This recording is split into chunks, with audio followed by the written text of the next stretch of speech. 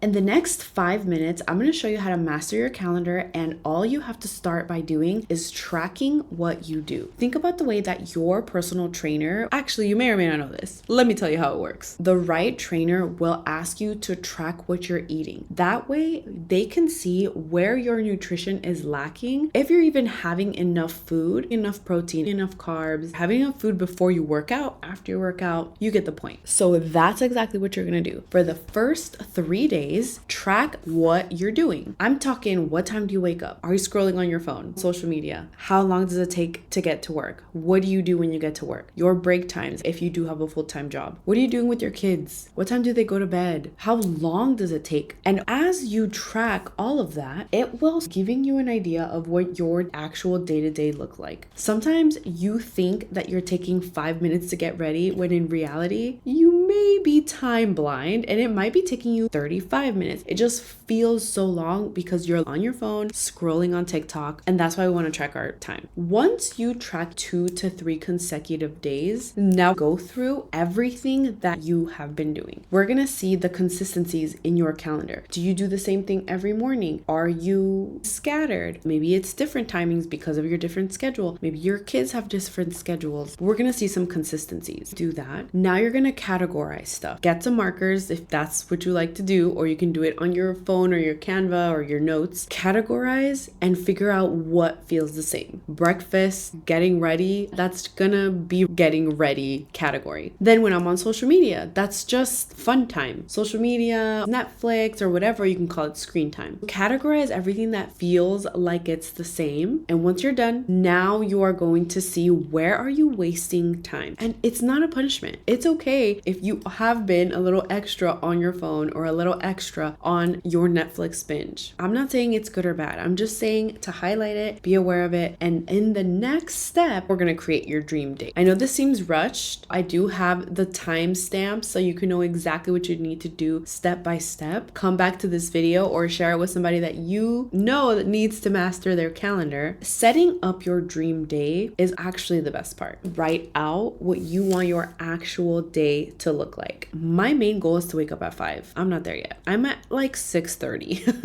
I'm a whole hour and a half away. But my dream morning is 5 a.m. And then at 6 o'clock, because I already warmed up, I got my coffee, I got ready, I got my lashes on. Now from 6 to 7, I can post content, create anything, record anything I need to do. That is plenty. 7 to 8, helping Malia get ready, breakfast, chill. 8 o'clock workout. And I gave myself a whole 30 minutes to either drive, to either stretch, whatever. My ideal hour is my workout, but I have hour and a half blocked out. So 9:30 to 10:30, I'm going to shower, get ready. 10:30 to 12, I want to be able to work, whatever that looks like. Customer orders, coaching calls, whatever that is, I may or may not need to take a nap, okay? And I'm okay with that because it's scheduled. This is your dream day. Now we're going to see, is it realistic to do that? With what you have now, is it realistic side by side? Because if I want to wake up at 5, what is my bedtime? How am I going to be able to do that? Maybe you don't have the luxury to take a nap. So where can you take it easy? Or maybe you might have to stay up a little later instead of waking up earlier. What is going to work